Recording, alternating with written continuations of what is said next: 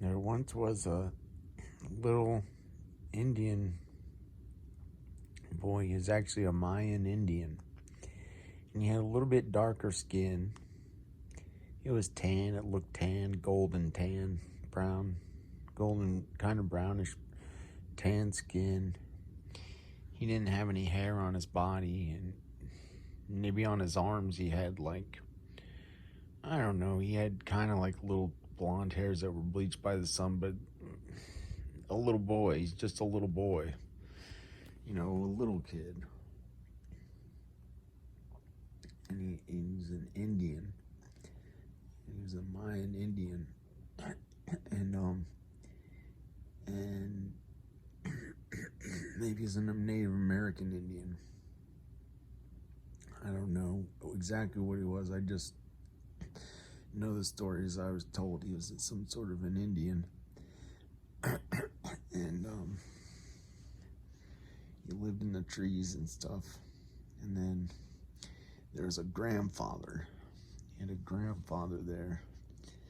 And he was an old Indian man, and he had kind of smooth skin, and he didn't have a lot of hair on his arms. He didn't have much hair. And he was older, and he had like really tan looking skin, and he was an Indian. And he lived in the trees, and he didn't care about the way that things were and are in the big cities. And he wouldn't have known how to fit in. If he went in a big city, he wouldn't know what anything was, and he wouldn't like it. And he didn't ever want to do it. He liked living in the woods. It was always warm there. And he built some little houses, his little like Indian houses in the woods. And he got to stay in there, and it was always warm enough, and he could open up the windows and get air. And he had like food that he saved up. He would eat bark from the trees, and he didn't eat any bugs. He ate mushrooms that grew in the forest. He'd go around and collect the mushrooms, and they could eat them. And he'd get water from a stream, and he made a little fire, and he could boil the water so he wouldn't get sick from the water, and he could drink it, and he could take a bath in the stream. He could wash himself off in the stream. And sometimes he would boil water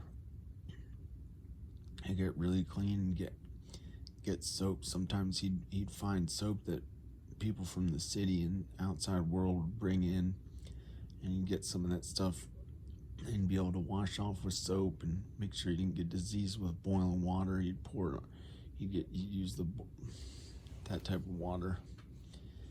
And one time he got from the big city, they made like a big giant huge pot of boiling water that he can make really hot, and he could get it and take a bath in it. So he got that to take a bath in. Filled it up with a lot of water. And he put it next to the stream, and he lit a fire under it, and he boiled the water. And then when it got a little bit warmer, he could take a bath in it, and he wouldn't get any diseases. And then that's all he needed to take a bath. And the little boy would take a bath too, with his clothes on, because he didn't want his grandfather to see him naked. And they had it pretty good. And there were some other people too in the village nearby. There was a village nearby, but they lived outside the village in their little house out away from people. And there is a village of these other native people who live together, and they would hunt for food and gather berries and stuff like that. but the little boy didn't hunt, and his grandfather didn't hunt. They just ate berries and things that they found in the forest, and they would live on that and drink the water. They'd boil a bunch of water from the stream, and that's all they needed to do to live and pay their bills. They didn't have to work very much. They got to do whatever they want. But they could play. Sometimes he'd run through the woods and do all sorts of fun, different things, go on adventures. And one time he met a little girl. Who came from the big city, and her name was Ayla. And they hung out in the woods one day, and they walked around through the woods, and it was in a dream, though. It was in both of their dreams. And the little boy woke up the next day, but then Ayla woke up the next day in her bed, and she had a dream of being with a little boy in the forest far away, the little Indian boy, and it was the most fun dream she ever had. It's the most fun dream she ever had. And they got to be friends, and they hugged, and he kissed her on the cheek, and they ran through the woods and chased each other, and they hid, and they did different things, and they collected mushrooms, and they ate the mushrooms in the forest, the good mushrooms that you don't get sick from. But he said, the little boy said, don't ever eat mushrooms in the forest because you could die. Don't ever get mushrooms from the forest, because most of the mushrooms, if you try to eat them, they can really make someone die or get really, really sick. So don't ever eat mushrooms from the forest. He had to study it from his grandfather. His grandfather taught it to him all growing up. You can only eat these. These are the ones that you can eat. And if you eat those, you'll get sick, really sick. It'd be horrible. So you can't just eat any old things from the forest. Only the Indian boy knew, and he showed her some of the things she could eat, but he said, just be careful. Don't do it again until I teach you one day when we're both big. Maybe we'll see each other one day. And Ayla woke up, and it was the most fun dream ever in the warm forest with the birds chirping, and she remembered seeing this really big blue giant looking pelican or crane. A crane. She saw a big blue giant crane, and it was really kind of vivid blue, pastel blue, but very vivid blue, a light blue, and it was huge, and it flew off into the woods with a giant wingspan, like 7 feet wide, really slow and big, into the tree, like through the trees. And it didn't even, you'd think, how did it do that without hitting any of the trees? It was just so smart. It flew right through all the trees and up through them and away, like really far away. And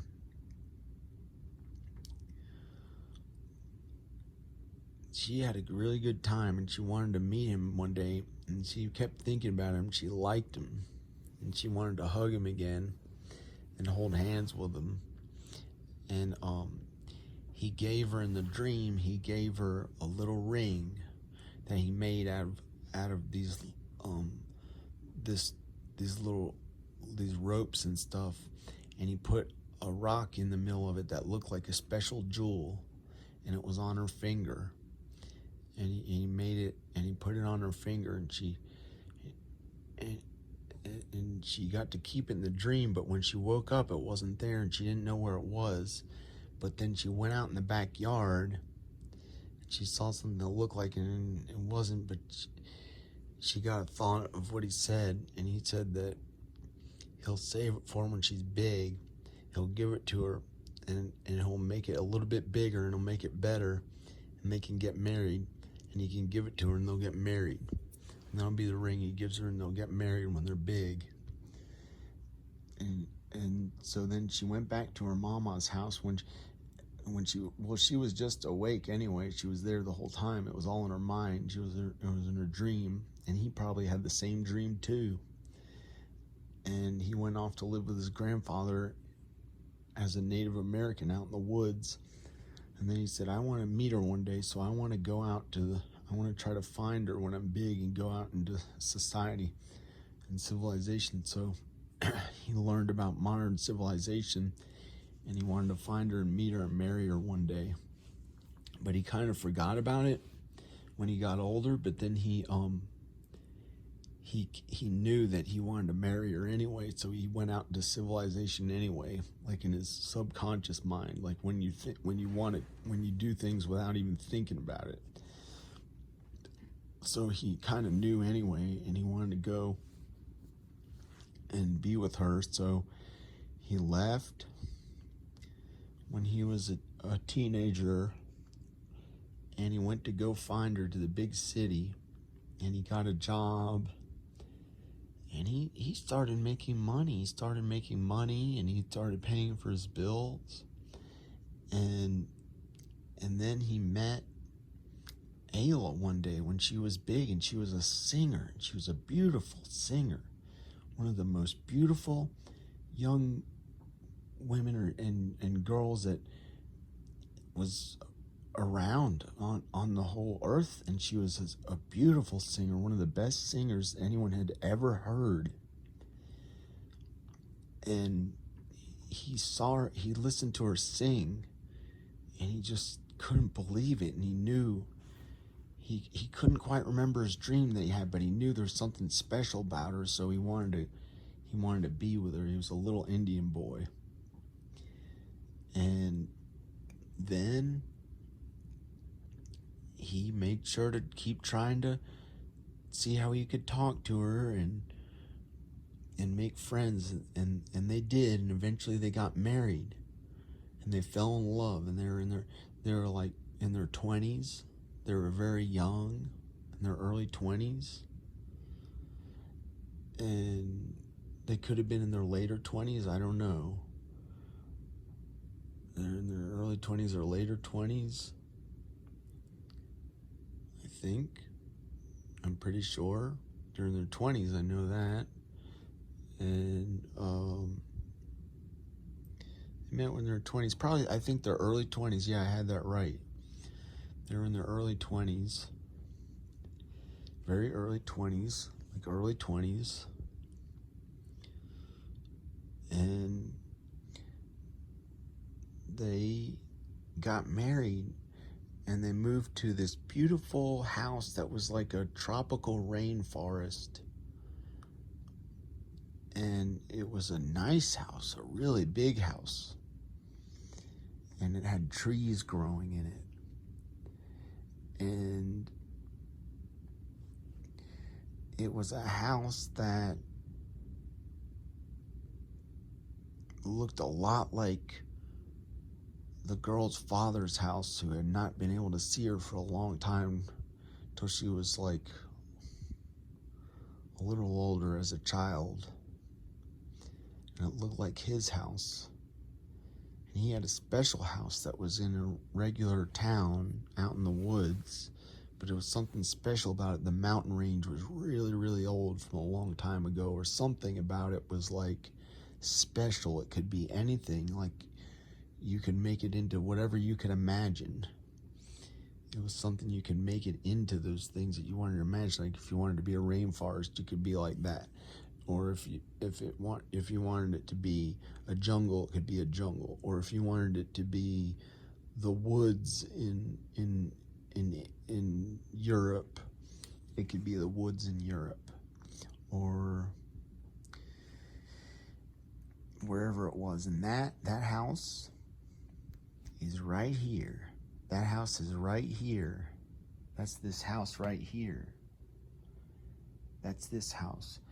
But the other house is a house that looks a lot like it somewhere else. And that's where Ayla moved with the little boy when she was big. But when they were growing up, her real father lived in this house, and that's me. And this is just a story. Okay. I love you. Okay. Bye. I'll show you who I am. Bye. Bye. Mwah. I love you. Bye.